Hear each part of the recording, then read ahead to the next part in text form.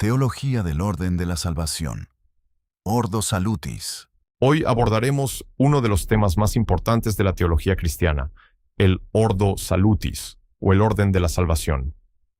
Aunque muchas iglesias hablan acerca de la salvación, no todas explican cómo Dios obra desde el momento en que el pecador es convencido de su pecado hasta la glorificación final del creyente. Así es. Cuando hablamos del Ordo Salutis, no estamos diciendo que Dios siempre actúe siguiendo una lista rígida de pasos cronológicos.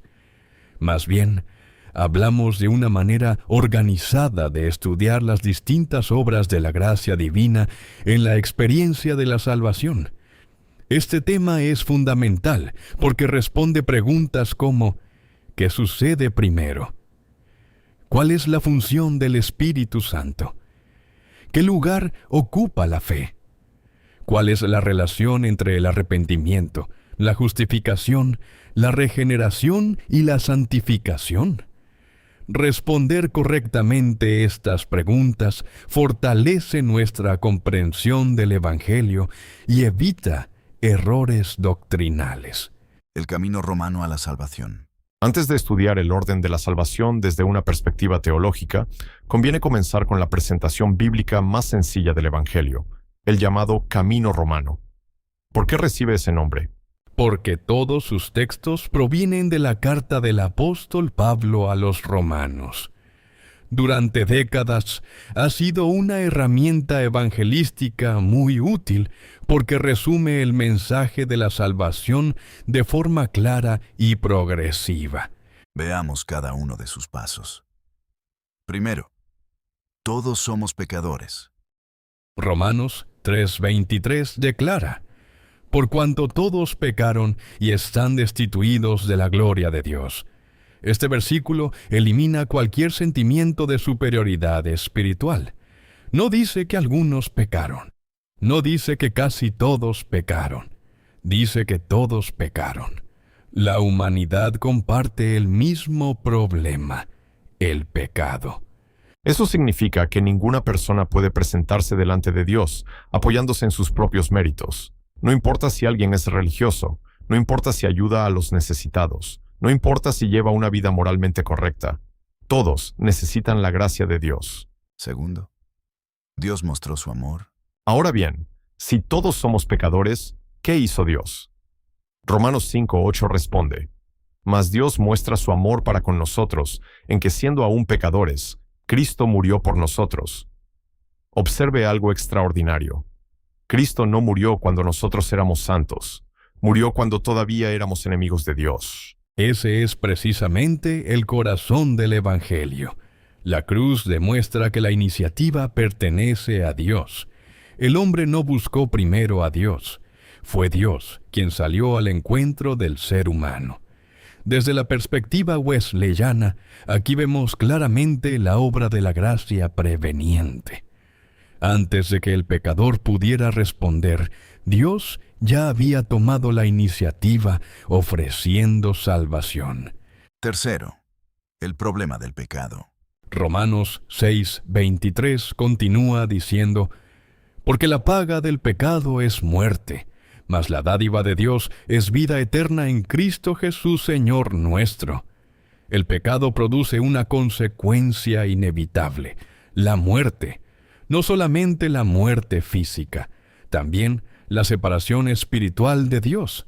Pero Pablo introduce una palabra maravillosa: dádiva. La salvación no es salario, no es recompensa, no es premio, es un regalo inmerecido. Esa diferencia es fundamental para entender la doctrina de la gracia. Cuarto, la respuesta del ser humano. Romanos 10:9-10 explica cómo responde el pecador al Evangelio. Debe confesar con su boca que Jesucristo es Señor. Debe creer con todo su corazón que Dios lo levantó de los muertos. Aquí aparecen dos elementos inseparables: la fe interior, la confesión pública. Es importante observar que Pablo nunca presenta una fe meramente intelectual. La verdadera fe transforma. La verdadera fe produce obediencia. la verdadera fe reconoce el señorío de Cristo. Quinto, la promesa universal. Finalmente llegamos a Romanos 10:13. Porque todo aquel que invocare el nombre del Señor será salvo. Observe la amplitud de esa promesa. No dice, algunos serán salvos. Dice, todo aquel. Esta afirmación armoniza perfectamente con la enseñanza wesleyana acerca de la gracia preveniente. Cristo murió por todos. La invitación es para todos. La salvación está disponible para todos. Pero cada persona debe responder personalmente mediante la fe y el arrepentimiento. ¿Qué es el Ordo Salutis? Una vez comprendido el camino romano, surge una pregunta natural. ¿Qué ocurre después?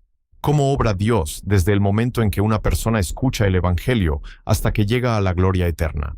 Precisamente ahí entra el concepto del Ordo Salutis. Esta expresión latina significa literalmente el orden de la salvación. También encontramos otra expresión, Via Salutis, es decir, el camino de la salvación. No se trata simplemente de una lista doctrinal.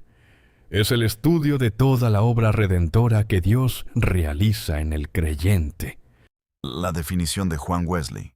Juan Wesley describía la salvación de una manera muy amplia. Decía que debía estudiarse desde el primer amanecer de la gracia en el alma hasta su consumación en gloria. ¡Qué hermosa definición! La salvación comienza mucho antes de la conversión. Dios ya estaba obrando, convenciendo, atrayendo, llamando, preparando el corazón, y continuará obrando durante toda la vida del creyente hasta llevarlo finalmente a la glorificación. Una visión integral. Eso evita un error muy común.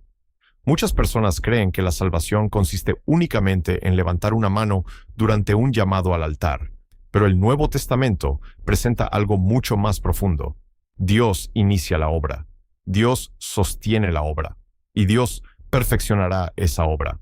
Como dice Filipenses 1:6, el que comenzó en vosotros la buena obra, la perfeccionará hasta el día de Jesucristo. Conclusión de esta primera parte.